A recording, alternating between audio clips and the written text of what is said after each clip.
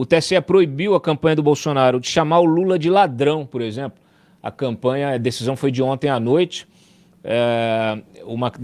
Tem uma propaganda eleitoral do Lula, né, um vídeo desses que vai ao ar, que estava já circulando.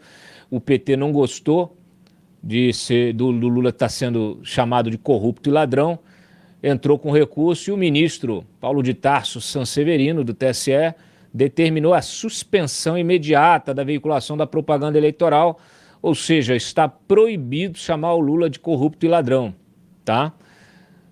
Aqui a explicação. Verifica-se que, como alegado, né, pela campanha do PT, a propaganda eleitoral impugnada é ilícita, pois atribui ao candidato a conduta de corrupto e ladrão, não observando a legislação eleitoral regente e a regra de tratamento fundamentada na garantia constitucional da presunção da inocência, né? Segundo ele, não poderia a justiça especializada permitir que os partidos, políticos, coligação e candidatos participantes do pleito deixassem de observar direitos e garantias constitucionais do cidadão durante a exibição da propaganda no horário eleitoral gratuito, utilizando-se como justificativa a liberdade de expressão para realizar imputações que, em tese, podem caracterizar crime de calúnia, injúria ou difamação, ou que não observe a garantia constitucional da presunção da inocência.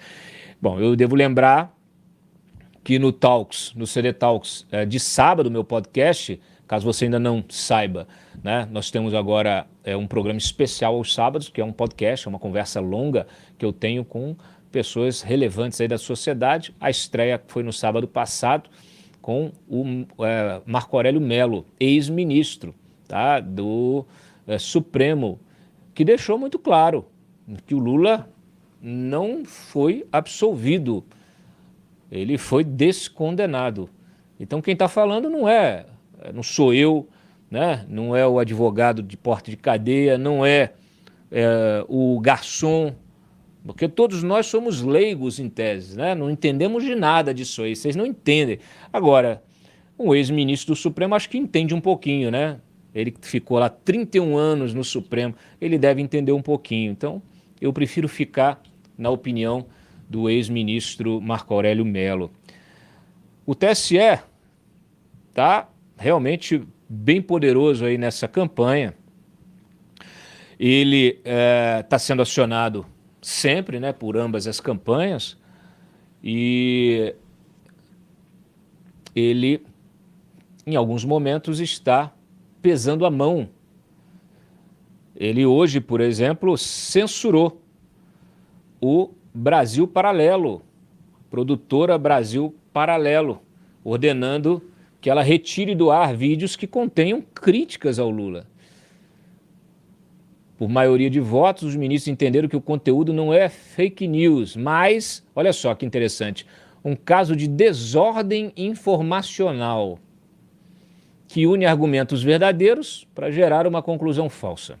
A decisão tomada hoje pela manhã reverte outra, né, uma liminar do ministro Sanseverino, que entendeu que a propaganda poderia ser mantida, não é propaganda, o vídeo poderia ser mantido no ar por ser baseado em matérias jornalísticas. Sérgio Banhos e Carlos Robar acompanharam o entendimento do relator. Agora é o seguinte, olha, a matéria atribui ao candidato Lula uma série de escândalos de corrupção que jamais foram judicialmente imputados a ele, e a respeito dos quais nunca teve a oportunidade de exercer sua defesa, argumentou Ricardo Lewandowski. Considero grave a desordem informacional. Carmen Lúcia e Benedito Gonçalves acompanharam o ministro. O Alexandre de Moraes, que deu voto de desempate, disse que o conteúdo é manipulação de algumas premissas verdadeiras, onde se junta várias informações verdadeiras que ocorreram e traz uma conclusão falsa, uma manipulação de premissas. Deixa eu ler para vocês aqui exatamente a frase do Moraes, que, a meu ver, é muito preocupante. Olha aqui, ó. Eu separei aqui.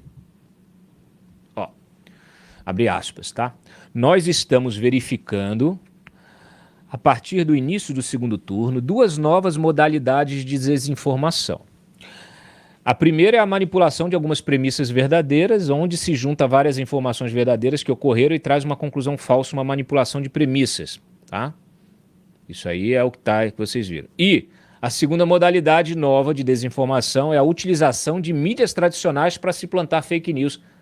Fecha aspas. Então, assim, quem diz hoje o que é verdadeiro, o que é falso, o que é certo, o que é errado, o que é premissa válida, o que é premissa inválida, são os queridos, nossos queridos editores da nação. É impressionante e preocupante. Não há outra forma de a gente se referir a esse ato como não sendo um ato de censura. O Brasil Paralelo reagiu e publicou uma receita de bolo, tá? Publicou uma receita de bolo no perfil deles. Tirou o vídeo, né?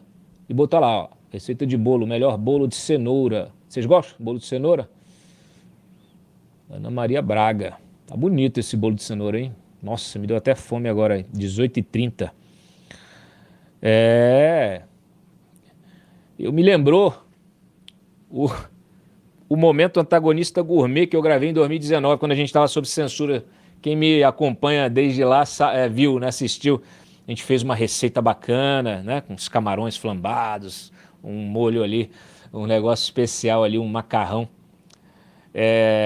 E naturalmente uma forma de reagir a esse arbítrio. Curiosamente, é como os nossos colegas jornalistas na época da ditadura o faziam. Vejam só a que ponto chegamos. Estamos tendo de reproduzir, né, de nos inspirar em técnicas de protesto da imprensa da época do regime militar, da época da ditadura. Você não podia escrever qualquer coisa porque tinha um censor dentro da redação. Agora não precisa estar na redação porque está tudo online. Preocupante, muito preocupante. Muito triste. O PT também entrou com um recurso no TSE, que ainda está sendo observado, pedindo também que a Gazeta do Povo retire do ar uma reportagem sobre Lula e Ortega, uma reportagem jornalística que coleciona,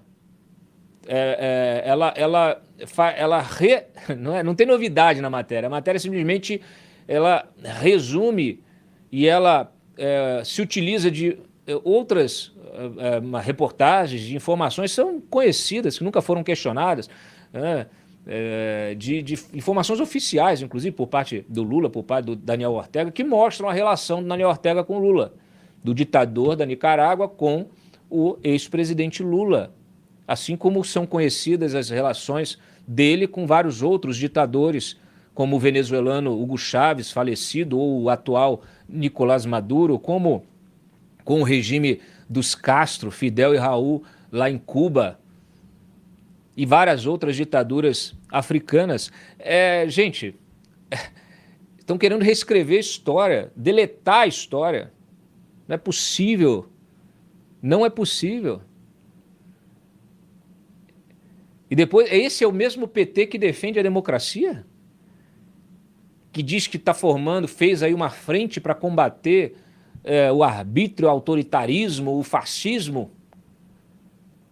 Qual é o nome disso?